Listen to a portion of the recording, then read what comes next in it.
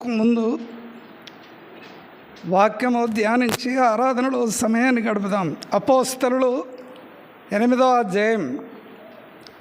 అపోస్తలుల కార్యములు 8.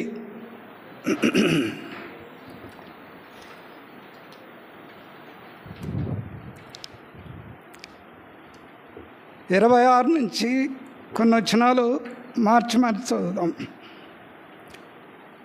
అపోస్తలులు 8వ అధ్యాయం 26వ వచనము నుండి నేనొకటి మీరొకటి ఉత్తర ప్రత్యుత్తరంగా చదువుదాం. ప్రభు దూత, నీవు లేచి దక్షిణముగా వెళ్ళి యెరూషలేము నుండి గాజాకు పోవు అరణ్య మార్గమున కలుసుకొనుమని ఫిలిప్పుతో చెప్పగా అతడు లేచి వెళ్ళెను.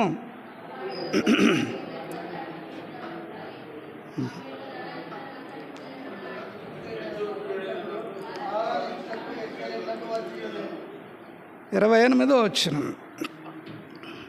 అతడు తిరిగి వెళ్ళుచు తన రథం మీద కూర్చుండి ప్రవక్త అయిన యెషయా గ్రంథమును చదువుచుండెను.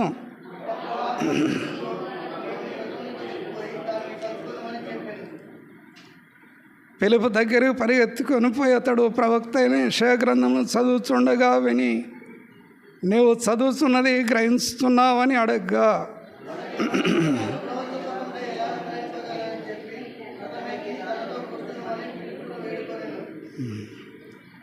అతడు లేఖనములందు చదువుతున్న భాగం ఏదనగా, ఆయన గొర్రెవలే వదకు తేబడెను, బొత్సు కత్తరించు వాని ఎదుట గొర్రెపిల్ల ఎలాగ మౌనంగా ఉండెను, అలాగే ఆయన నోరు తెరవకుండెను.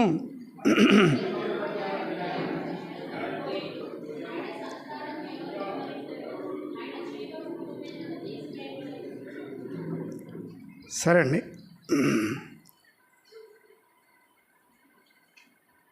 ప్రార్థన చేద్దాం. మైక్ తీసుకో, వాక్యం కొరకు చేయి, ప్రార్థన.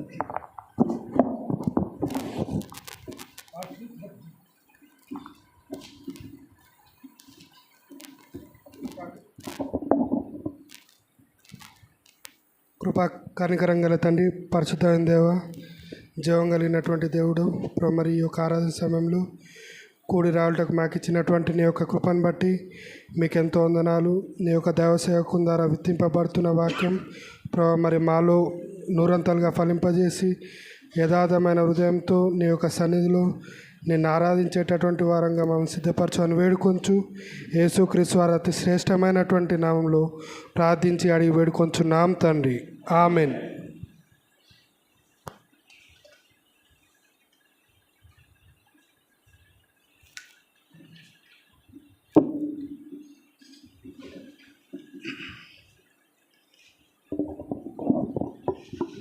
సరే అండి, అపోస్తలులు 8వ అధ్యాయం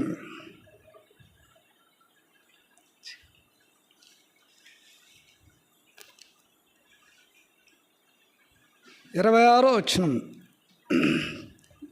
చదవండి ఎవరైనా.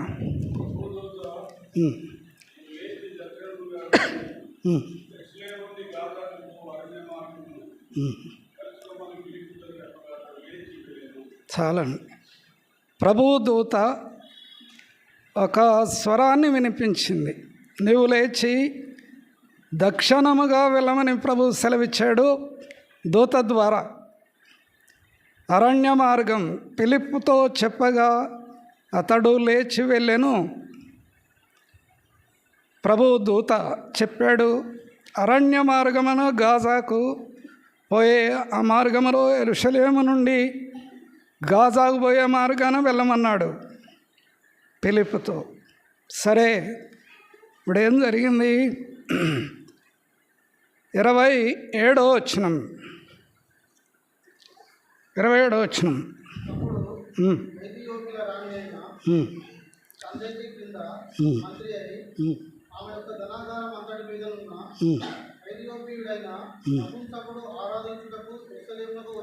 చాలా ఆరాధన చేయడానికి వచ్చాడు నపుంసకుడు.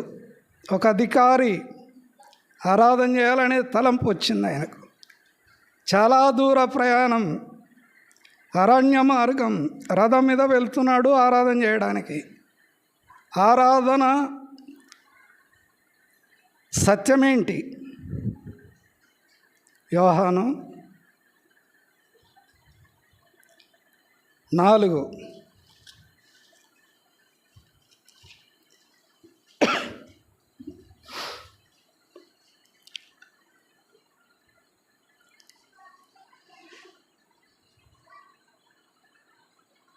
21.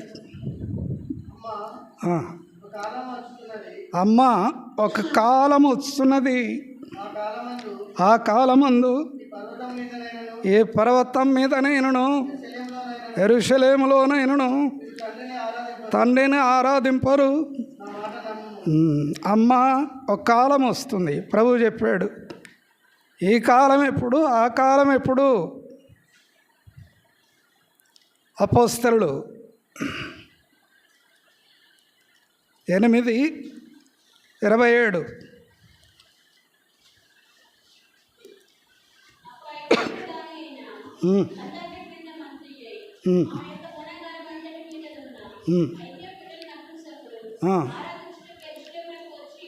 చాలు. ఒక ప్రాంతం నుండి ఇంకో ప్రాంతానికి ఆరాధన చేయడానికి వచ్చాడు నపుంసకుడు, ఒక అధికారి, ఫైనాన్స్ మినిస్టర్. అర్థమైందా? ఆరాధన చేయడానికి యెరూషలేము వెళ్ళాడు అనమాట. ఆరాధన చేయడానికి. ఆరాధన సత్యమేంటి? ఎవరు చేయాలి? ఈయనకేం సంబంధం ఆరాధన చేయడానికి? రండి, రాజుల గ్రంథం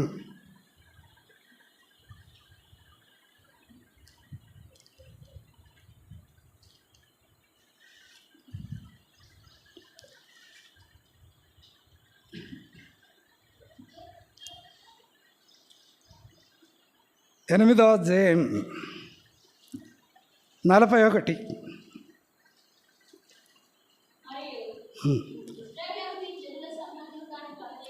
కానీ వాడు ఆరాధన చేయడానికి ఎలా వెళ్తాడు?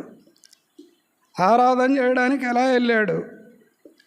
ఆనాడు సొలొమోను ఆలయమును కట్టి ఓ ప్రార్థన చేశాడు దేవుని దగ్గర.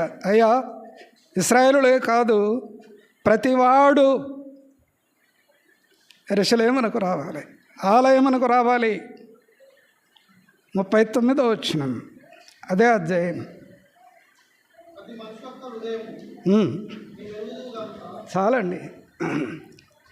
హృదయాలను ఎరిగేవాడు మన ప్రభు. ప్రతి మనిషి యొక్క హృదయం ఆయనకు తెలుసునట. కాబట్టి హృదయ రహస్యాలు ఎరిగినవాడు మన ప్రభు. యోహాను సువార్త 2:24.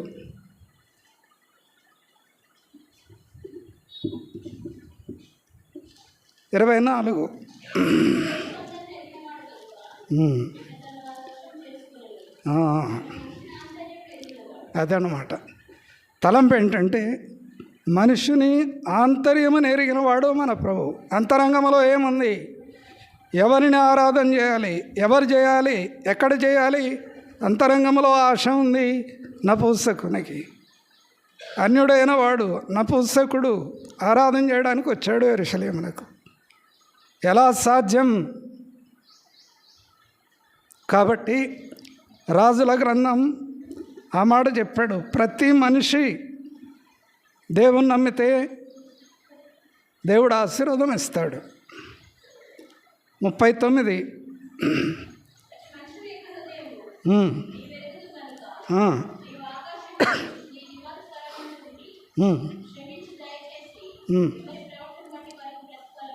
చాలు. ప్రవర్తనను బట్టి ప్రతిఫలం, హృదయాన్ని బట్టి, ఆశను బట్టి అవకాశం. దేవుని నమ్మాడు, దేవుని యందు విశ్వాసం ఉంచాడు. ఒక అధికారి, ఫైనాన్స్ మినిస్టర్ ఆరాధన చేయడానికి వచ్చాడు యెరూషలేమునకు. దేవుడు అందరినీ ఎరిగినవాడు. ఆరాధన యొక్క అంశం ఏంటంటే, ఇప్పుడు యెషయా గ్రంథం 56.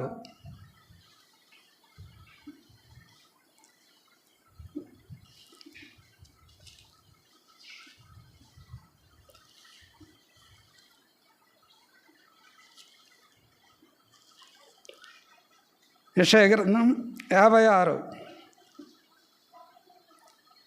4వ వచనం అండి.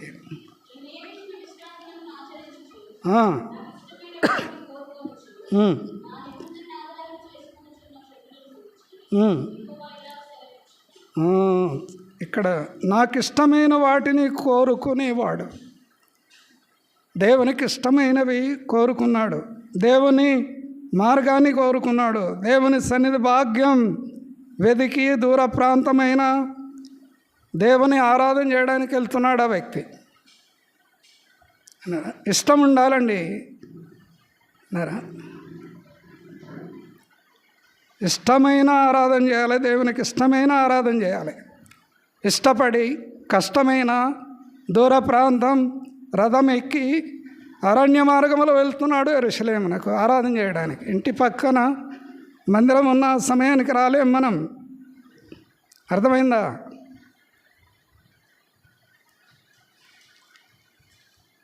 ఐదవ వచనం, యెషయా గ్రంథం 56 5వ వచనం.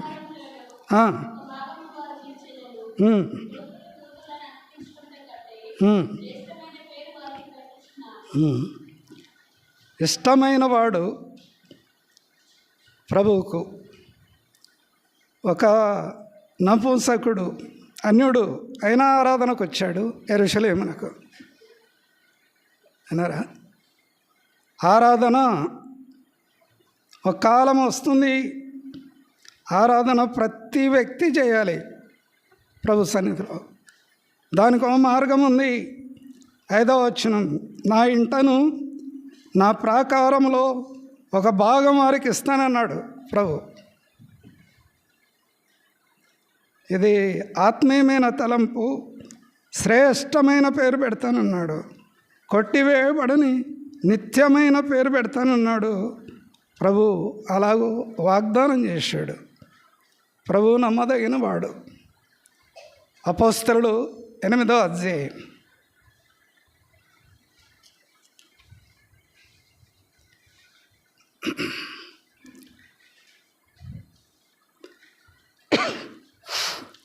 ఆరాధన చేసి తిరిగి వస్తున్నాడు నపుంసకుడు.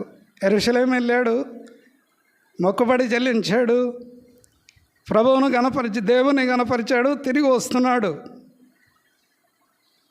కానీ ఫిలిప్పు దేవుని స్వరాన్ని విని దేవుని చిత్తానుసారంగా ప్రభువుకు లోబడి దేవుని ఆత్మ నడిపింపును బట్టి అరణ్యములో రథమెంట పరిగెత్తుతున్నాడు ఫిలిప్పు.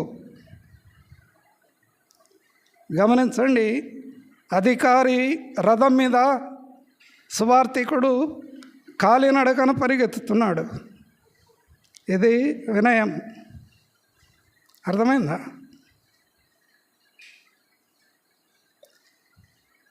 ఇరవై 9వ వచనమండి.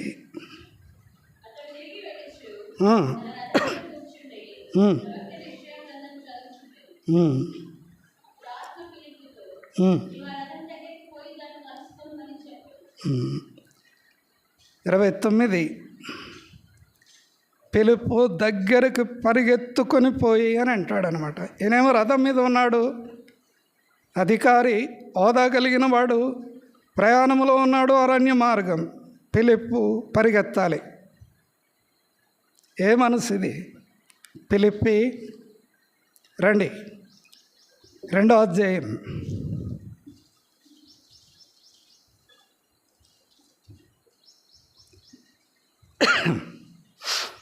ఫిలిప్పి 2వ అధ్యాయం 5వ వచనం. అట్లా రాయబడి ఉంది. పౌలు రాశాడు, క్రీస్తు యేసు కలిగిన మనసు మీరు కూడా కలిగి ఉండాలి. ఏ మనసు ఫిలిప్పుకి వచ్చింది? క్రీస్తు మనసు, క్రీస్తు ఆత్మ, క్రీస్తు ఉపదేశం అంతరంగంలోనికి వచ్చింది. ఆత్మ స్వరం విన్నాడు. అరణ్యంలో రథమెంట పరిగెత్తుతున్నాడు ఫిలిప్పు. అర్థమైందా? క్రీస్తు మనసు. క్రీస్తు ఎవరు? ఆయన మనసు ఏంటి? వ్యక్తిని ఎలా ఆరాధకును చేస్తుంది? రండి, యెషయా గ్రంథం 53.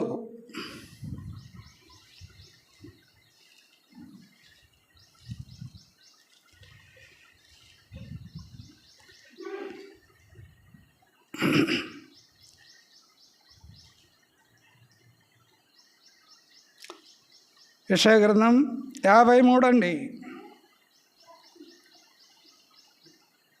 ఇక్కడ ఓ మాట రాయబడి ఉంది. 2వ వచనం. యెషయా గ్రంథం 53 2వ వచనం. ప్రభువు లేత మొక్కలాగా భూలోకములో జన్మించాడు. జన్మ విధానం అది. దావీదు పట్టణమందు రక్షకుడు పుట్టాడు. ఓ మొక్కలాగా ఎండిన భూమిలో మొలిచిన ఒక మొక్క. ఆయన పెరిగాడు. 30 సంవత్సరాలు జీవించాడు. 3.5 సంవత్సరాలు కాలినడకన. అర్థమైందా? అవమానం, నింద, అపకీర్తి, శిలువ, శ్రమలు అనుభవించాడు ఆయన.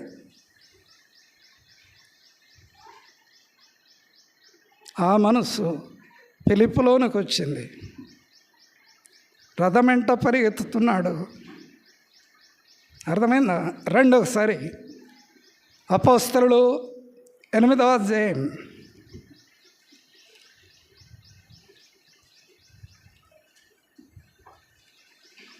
అపోస్తలులు 8వ అధ్యాయం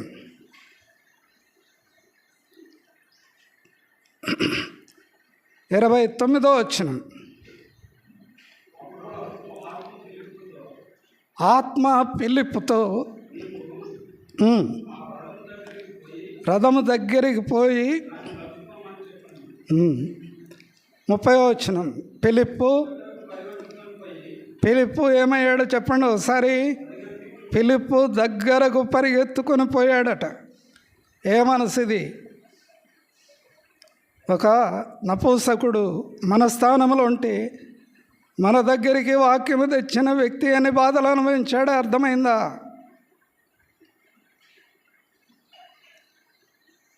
ఈ యొక్క నపుంసకుడు స్థానంలో మనమున్నాం. మన దగ్గరికి వచ్చిన దైవ సేవకులు, విశ్వాసులు, ప్రయాసపడిన వారు, వాక్యం అందించిన వారు ఎన్ని శ్రమలకు గురయ్యారు. అర్థమైందా? ఒకప్పుడు మనమెవరు? మన స్థానం ఏంటి? ఏమై ఉన్నా మనం? రండి ఒకసారి ఎఫెసీ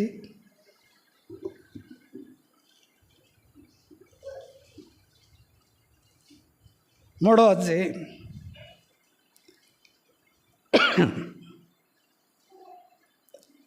12వ వచనం. ఎఫెసీ 2:12. ఎఫెసీ 2:12. ఆ కాలమందు, ఏ కాలమందు? ఆ కాలమందు. ఆ కాలం ఏ కాలం? అజ్ఞాన కాలం. ఆగండి కొంచెం. ఆ కాలమందు అనగా ఏ కాలం అది? అజ్ఞాన కాలం. దేవుడు చూచి చూడనట్టుగా ఉన్నాడు. ఇప్పుడైతే ఈ కాలమందు, ఆ కాలమందు కాలాలు వేరు. అర్థమైందా? ప్రభువు దర్శించిన కాలం వేరు.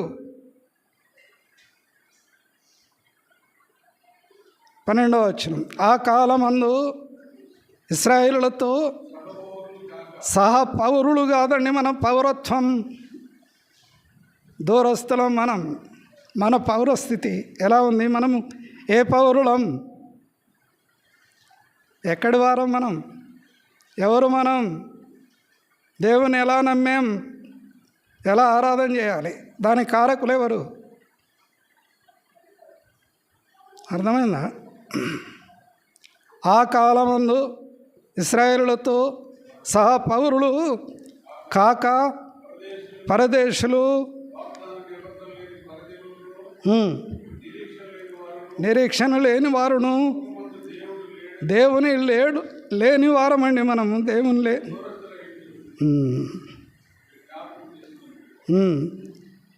ఇప్పుడు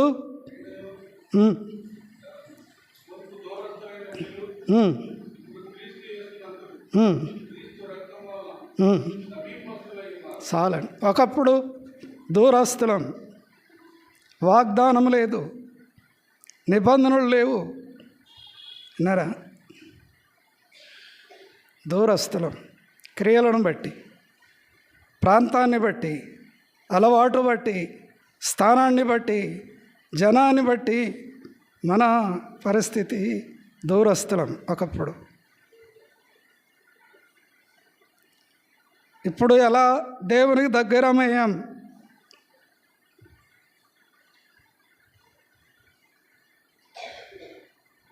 రండి, అపోస్తలులు 10వ అధ్యాయం. ఇక్కడొక సందర్భం రిలేటెడ్గా చెప్తాను. ఇక్కడ ఒకటి ఉంది. అపోస్తలులు 10వ అధ్యాయం.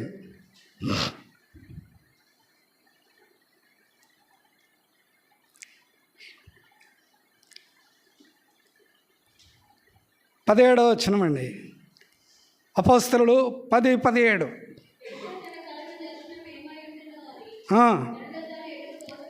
తోచని పరిస్థితి. విన్నారా? పేతురుకి ఎటు అర్థం కావట్లేదు.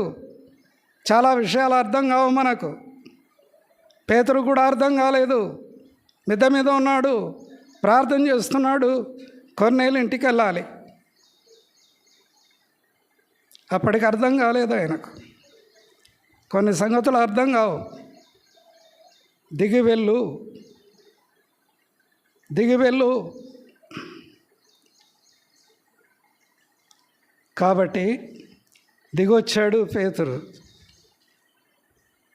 ఏం చేశాడు? రండి అపోస్తలుడు 34 వచనం. 10:34.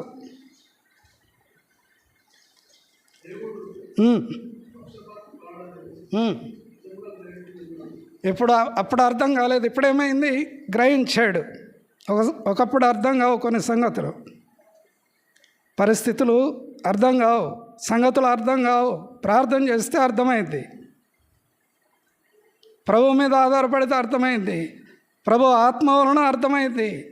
ఆ గ్రహింపు అర్థం ఎడుదోయని పరిస్థితి ఒకప్పుడు. ఇప్పుడు అర్థమైంది. ప్రతివాడు దేవునికి అవసరం.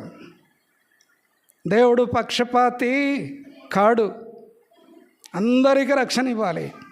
అందరూ మారు మనసు పొందాలి. అందరూ దేవుని బిడ్డలు కావాలి. అందరూ ఆత్మ ద్వారా నడిపించబడి దేవుని పిల్లలు కావాలి. ఎలా? 8వ అధ్యాయం అంశంలోనికి వస్తాం.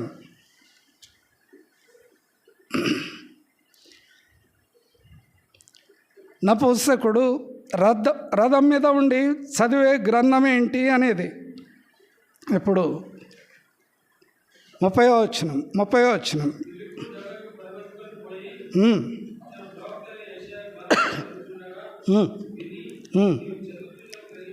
చాలాసార్లు బైబిల్ చదువుతాం, మనకేం అర్థం కాదు, గ్రహింపు కూడా ఉండదు.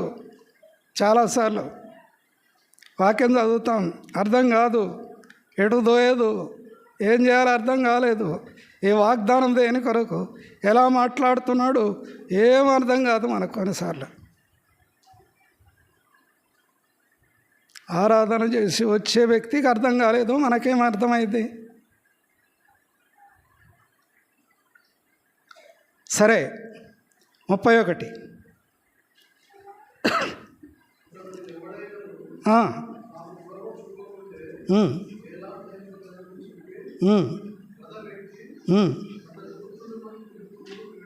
ఇప్పుడు అర్థమైంది. రథం వెంట పరిగెత్తి వస్తున్నాడు ఫిలిప్పు. నపుంసకుడు రథం మీద కూర్చున్నాడు. వ్యత్యాసం అది. రథం మీద ఆయన, కింద ఆయన. ఒక స్వరం వినిపించాడు. నువ్వు చదివేది అర్థమవుతుందా, గ్రహించావా అని అడిగాడు. అయ్యా నాకు అర్థం కాలేదు, ఎవరైనా నాకు త్రోవ చూపించాలి అన్నారా? త్రోవ చూపించాలి. ఏ త్రోవది? అరణ్య మార్గమున గాజాకు వెళ్ళి యెరూషలేము నుండి నైరుతి ఆ ప్రాంతంలో యెరూషలేమును దర్శించి తిరిగి వచ్చేటప్పుడు దారి ఎవరు చూపించారు? మరి ఎవరు చూపించారు? గైడర్ ఎవరు? డ్రైవర్ ఎవరు? రథ సారథి ఎవరు? ఆత్మీయమైన విషయాలు బైబిల్లో పరిశుద్ధ గ్రంథం అండి ఇది. అర్థమైందా? 31 ఎవడైనను నాకు త్రోవ చూపించకుంటే ఎలాగూ గ్రహించగలనని చెప్పి రథం ఎక్కి తనతో కూర్చుండుమని పిలుపునప్పుడు వేడుకున్నాడు అనమాట. రిక్వెస్ట్, వేడుకోవాలి. Humble request. విధేయుడయ్యాడు. అధికారి దిగి రావాలి. పేతురు దిగి వచ్చాడు. ఫిలిప్పు రథం ఎక్కుతున్నాడు. ఇప్పుడు అర్థమైందా? 32వ వచనం.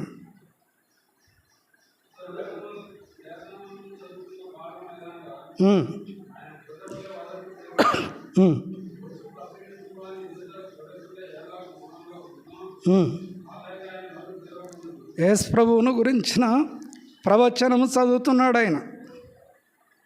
దీనత్వాన్ని బట్టి న్యాయ విమర్శ దొరకలేదట. దీనుడయ్యాడు, తగ్గించుకున్నాడు. న్యాయ విమర్శలో న్యాయం జరగలేదు. దీనుడయ్యాడు, తగ్గించుకున్నాడు, విమర్శకు గురయ్యాడు, సిలువకు వెళ్ళాడు, సిలువలో ప్రాణం అర్పించాడు. ఆ భాగం అది ప్రవక్త రాశాడు. ప్రవక్త ప్రవచనాలు ప్రభు నెరవేర్చాడు. సిలువలో ఆఖరి బటోరకు రక్తం కార్చాడు ఆయన. ఆ స్వార్థ వినిపించాడు. రక్షణ ఆయన నుండి కలుగుద్దని వివరించి చెప్పాడు ఫిలిప్పు. అర్థమైంది. ఇద్దరు నాకు బాప్తిసం ఇమ్మని అడిగాడు. ఇద్దరు నీళ్ళలోని దిగారు, బాప్తిసం ఇచ్చారు. మరణ భూస్థాపన పునరుత్థానంలో సాక్ష్యం ఇచ్చినప్పుడు ఆనందం కలిగింది. రండి చివరి వచనం.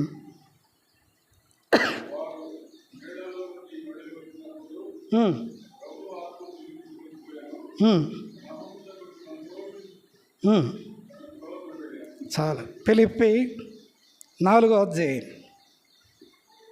ఫిలిప్పి 4వ వచనమండి.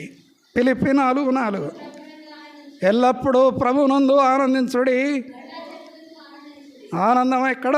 ప్రభువులో ఉంది. ప్రభు చిత్తాన్ని నెరవేర్చినప్పుడు, ప్రభు వాక్యం అంతరంగంలోనికి వచ్చినప్పుడు, ప్రభు వాక్యము గ్రహించినప్పుడు, ప్రభు చిత్తాన్ని నెరవేర్చినప్పుడు, సాక్ష్యములో తాను భాగస్థుడైనప్పుడు అప్పుడు వచ్చిందండి క్రియారూపకమైన ఆనందం.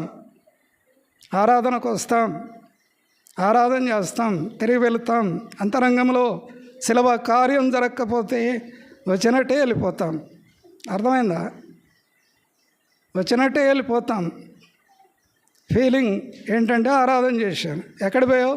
మందిరానికి. ఏం చదివావు? బైబిల్. క్యాసెట్లో వర్తమానం వచ్చినట్టు, యూట్యూబ్లో వర్తమానం వచ్చినట్టు, అట్లా పెదవులు మత్తయి 15.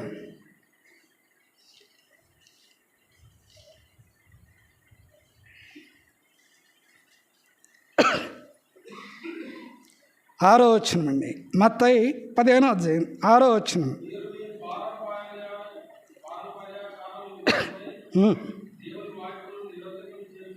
చాలు. ఆచారాలండి. మొదటి నుంచి వచ్చిన ఆచారాలు, ఆచారంతో కూడిన కార్యాలు. కాబట్టి ఒకప్పుడు అన్నారు నామకార్థ విశ్వాసులని, ఇప్పుడు అంటున్నారు నామకార్థ విశ్వాసులు. ఇప్పుడు ఒకప్పుడు నామకార్థ క్రైస్తవులు. వాళ్ళు రిపీట్ చేస్తారు. మీరు నామకార్థ విశ్వాసులు అంటారు వాళ్ళు. ఒకప్పుడు నామకార్థ క్రైస్తవులు అంటే వాళ్ళు ఇప్పుడు అంటున్నారు నామకార్థ విశ్వాసులు. మీరు పేరుకే విశ్వాసులు. నేతి బీరకాయలాగా నెయ్యి ఉండదు అందులో. ఎఫెసీ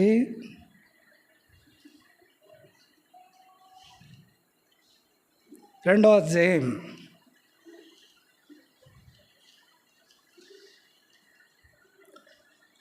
8వ వచనమండి. విశ్వాసము ద్వారా కృప చేతనే మీరు రక్షించబడి ఉన్నారు. ఇదే మీ వలన కలిగినది కాదు, దేవుని వరం. ప్రభు లోకానికి వచ్చాడు, శిలువలో బలయ్యాడు, ఆఖరి బడుగు రక్తం కార్చాడు, సమాధి చేయబడ్డాడు, తిరిగి లేచాడు. ఆయన మీద నేరం మోపిన వారి సమాధులు మురిగిపోతున్నాయి అక్కడ. అర్థమైందా? ఆయన మీద నేరం మోపిన వారి సమాధులు మురుగుతున్నాయి అక్కడ. కొట్టిన వారి సమాధులు మురుగుతున్నాయి. ప్రభువు లేచాడు, మృత్యుంజయుడు, శిలువను సహించాడు, మరణాన్ని గెలిచాడు, సమాధిని ఓడించాడు, సజీవుడయ్యాడు, అందరికి కనపడ్డాడు ఆయన. అపోస్తలులు 8.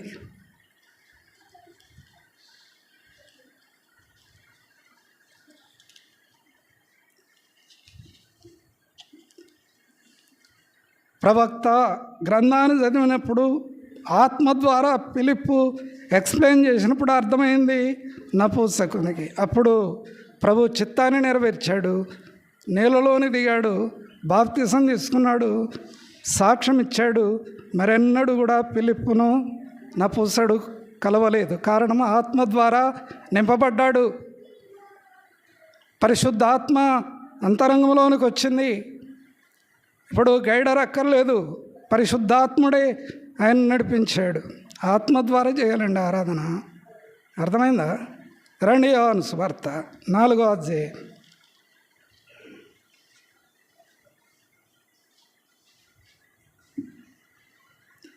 23వ వచనం. యథార్థమైన ఆరాధన ఇప్పుడు తాను కలిగి ఉన్నాడు. కారణం ఏంటంటే ఆత్మ అంతరంగంలోనికి వచ్చింది, ఆనందించాడు. ప్రభు ఆత్మ ద్వారా నడిపించబడుతూ వచ్చాడు. కాబట్టి నిజమైన ఆరాధన, ప్రభు ఎక్కడ 2-3 ఉంటే వాళ్ళ మధ్యన ఉంటాడు, సంఘం మధ్యన. ప్రభు రక్తం ఇచ్చి కొనబడిన సంఘం, ఆత్మ ద్వారా నడిపించబడే సంఘం. ప్రభు రక్తం ఇచ్చి కొనబడిన సంఘంలో ఆత్మ నడిపింపు ఉంటుంది, ఆత్మ అవగాహన ఉంటుంది, ఆనందం ఉంటుంది. అలా చేయాలి ఆరాధన. శిలవ కార్యం అంతరంగంలో జరిగి నిజమైన రక్షణ పొంది ఆత్మీయంగా అంతరంగంలో నుండి వచ్చే ప్రతి ఆరాధన ఆయన కోరేవాడు. రండి సమూయేలు గ్రంథం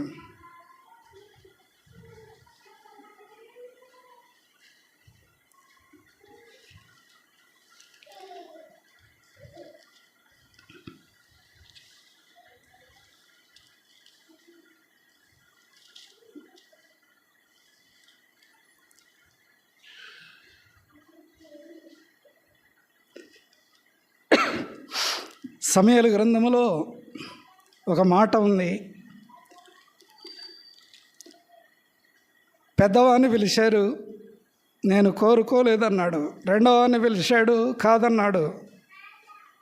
మనుషుడు హృదయాన్ని లక్ష్య పెట్టేవాడు మన ప్రభు. చదవమా. ఏమన్నాడు?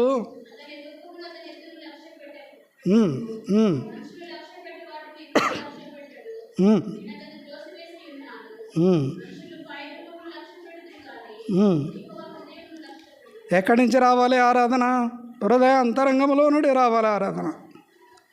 హృదయ అంతరంగంలో నుండి ఆరాధన రావాలట. మనుషుడు పై రూపాన్ని లక్ష్య పెడతాడు, అంతరంగం నుండి రావాలి ఆరాధన.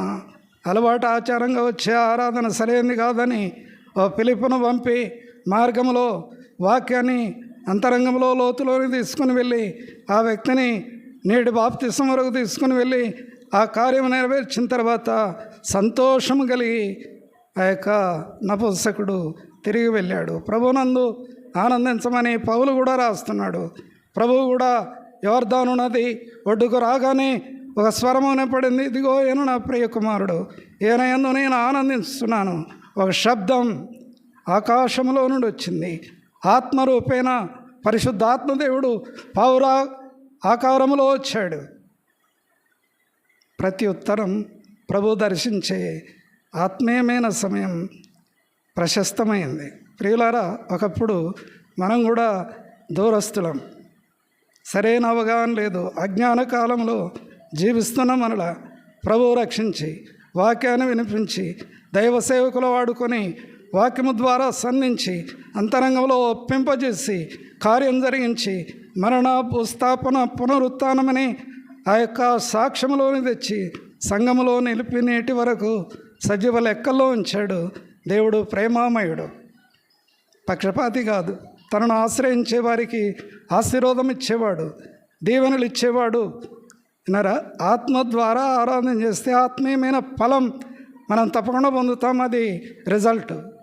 రండి, గలతీలకు రాసిన పత్రిక 5వ అధ్యాయం, గలతీ 5.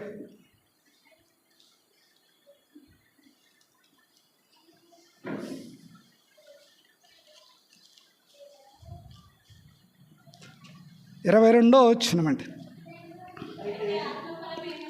ఆత్మ ఫలమేమనగా ప్రేమ, సంతోషం, సమాధానం, దీర్ఘశాంతం, దయాళుత్వం, మంచితనం, విశ్వాసం, సాత్వికం. ఇవన్నీ విశ్వాసలో కనబడతాయి. అర్థమైందా? ఇవన్నీ కూడా ఆత్మ ఫలం కనబడుద్ది. ఫలం కనబడాలి. ఒక వ్యక్తి నిజముగా రక్షించబడ్డాడంటే అంతరంగంలో ఆత్మ ఫలం కనబడుద్ది, ఆనందం కనబడుద్ది, సంతోషం, సమాధానం, దీర్ఘశాంతం, దయాళుత్వం, ఇవన్నీ కూడా కనబడతాయి. లేకపోతే కింద రాశాడు 23వ వచనం, ఎట్టి వాటికి విరోధమైన నియమం ఏదియూ లేదు. క్రీస్తు యేసు సంబంధులు శరీరమును దాని ఇచ్చలు దురాశలతో సిలువకు వేసి ఉన్నారు. సిలువ కార్యం ద్వారా గొప్ప ఆశీర్వాదం. ఒకప్పుడు ఆరాధన అంశం ఏంటంటే, ప్రభువా ఒకప్పుడు నపుంసకునిలాగా ఉన్నాను. నపుంసకుడు అంటే అర్థం ఏంటి? అదొక భాగం, వివరించడానికి సమయం లేదు. షండు అంటే అర్థం ఏంటి? ఎలా రాగలడు దేవుని దగ్గరికి? అన్యుడు ఎలా రాగలడు ప్రభు దగ్గరికి? కానీ ఆశ ఉంటే అవకాశం ఇస్తాడు, మార్గాన్ని సరళం చేస్తాడు, ఆత్మీయమైన లోతులోని తెస్తాడు, అంతరంగంలో కార్యం జరిగిస్తాడు, ఆరాధన యొక్క సత్యాన్ని బయలుపరుస్తాడు. ఆరాధన చేసేటప్పుడు పరిశుద్ధ దూతల ఎదుట ఆమోదం తెలియజేస్తాడు. ఇది మనకున్న ఆత్మీయమైన సత్యం. ఒకప్పుడు దూరస్తుని ప్రభువా, మన ఆరాధన శైలి ఇలా ఉండాలి. ప్రభువా ఒకప్పుడు దూరస్తుని, ఏదో వచ్చి వెళ్తున్నాను, అవగాహన లేదు, ఆశ ఉంది. కానీ వాక్యము ద్వారా సంధించి, వాక్యమును హెచ్చరికిచ్చి, దైవ సేవకుల వాడుకొని క్రియ ద్వారా మీ శిలువ రక్తం అంతరంగంలో కార్యం జరిగించి నాలో చెడుగును తీసివేయడానికి శిలువ రక్తమే కారణమైంది. కడిగి పవిత్రపరిచి మరణ భూస్థాపన పునరుత్థానమని ఆ యొక్క సాక్ష్యంలోని తెచ్చి సంఘములో చేర్చావు, సజీవ లెక్కలో ఉంచావు, ఆశీర్వాదాలు ఇస్తున్నావు. గొప్ప దేవుడు తండ్రి. 127 కీర్తనలో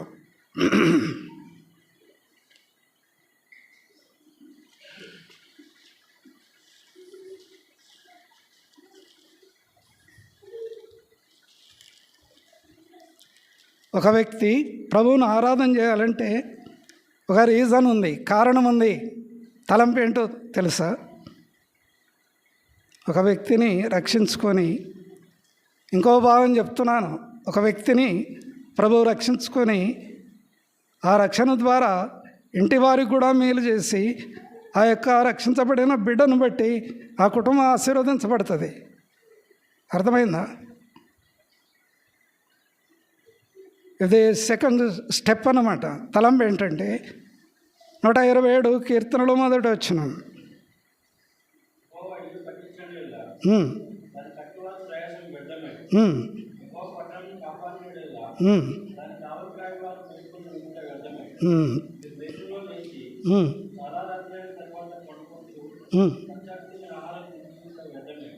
చాలు. వ్యర్థాలు ఎన్ని ఉన్నాయి లెక్క పెట్టండి. దేవుడు లేని జీవితము ఎన్ని విధాలుగా వ్యర్థం, వ్యర్థం వ్యర్థం సమస్తం వ్యర్థమేని ప్రసంగి రాశాడు. ఇక్కడ సొలొమోను అదే రాస్తున్నాడు. వ్యర్థం వ్యర్థం సమస్తం వ్యర్థం. మరి ప్రతిఫలం ఏంటి? 3వ వచనం.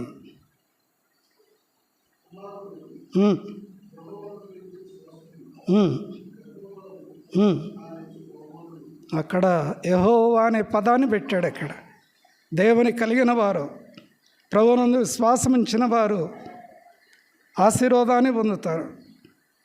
గర్భఫలాన్ని దీవిస్తాడు, స్వాస్థ్యాన్ని ఇస్తాడు. బలవంతుని చేతిలో బాణముల వంటి వారు బలవంతుడు మన ప్రభు యెషయా గ్రంథములో. కాపాడేవాడు, భద్రపరిచేవాడు, కుటుంబాలను దీవించేవాడు.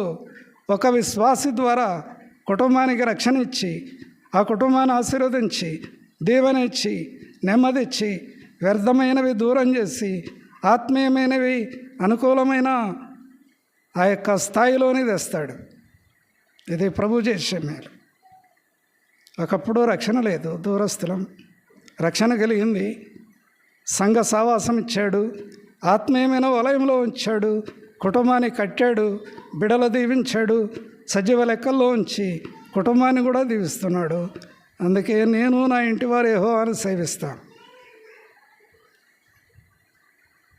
అది కాబట్టి నపుంసకుడు ఇంటికి వెళ్ళి ఎంత ఆనందించాడు. ఒక జైలు అధికారి ఇంటికి వెళ్ళి ఎంత ఆనందించాడు. లొదియా తన ఇంటి వారి వలన ఎంత ఆనందం కలిగింది. రక్షణానందం ఇది. ఆ ఆనందాన్ని బట్టి ఆరాధన చేయాలి. ఏమర్పిస్తాను నేను? నా రక్షణ పాత్ర ఎత్తి నీకు స్తుతి అర్పిస్తాను, ఆరాధన అర్పిస్తాను అని కొన్ని నిమిషాలు ప్రభువును ఆరాధన చేస్తాం. దేవుడు తన వాక్యాన్ని దీవించునుగా.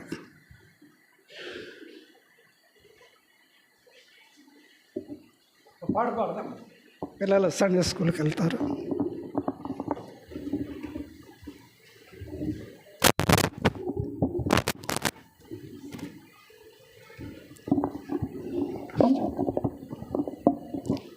లేచిన నిలబడి పాడదాం.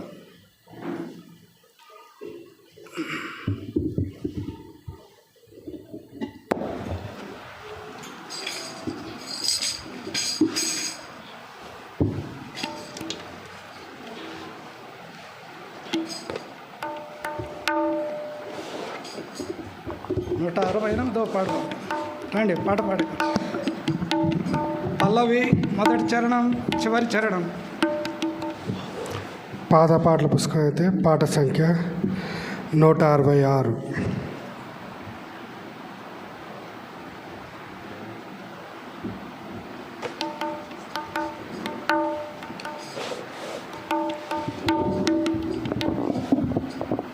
నా ప్రాణమా, నా సర్వమా, నా ప్రాణమా, నా సర్వమా, ఆయన పరిశుద్ధ నామమునకు సదా స్తుతులను చెల్లించుమా.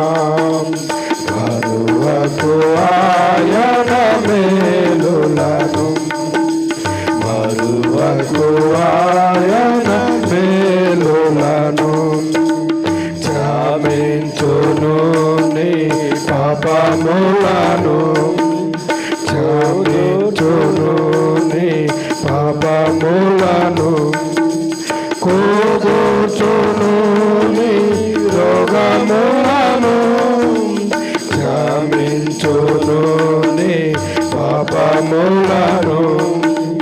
కూర్చును నీ రోగములను. కీడు నుండి నీ ప్రాణమును రక్షించి కరుణా కిరీటము దయచేయును. కీడు నుండి నీ ప్రాణమును రక్షించి కరుణా కిరీటము దయచేయును. నా ప్రాణమా, నా సర్వమా, నా ప్రాణమా, నా సర్వమా, ఆయన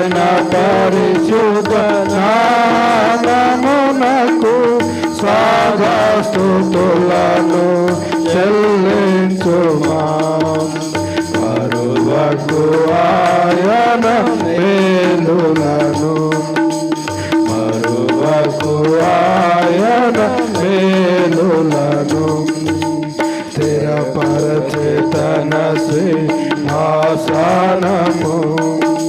స్థిరపరచే తన సింహాసనము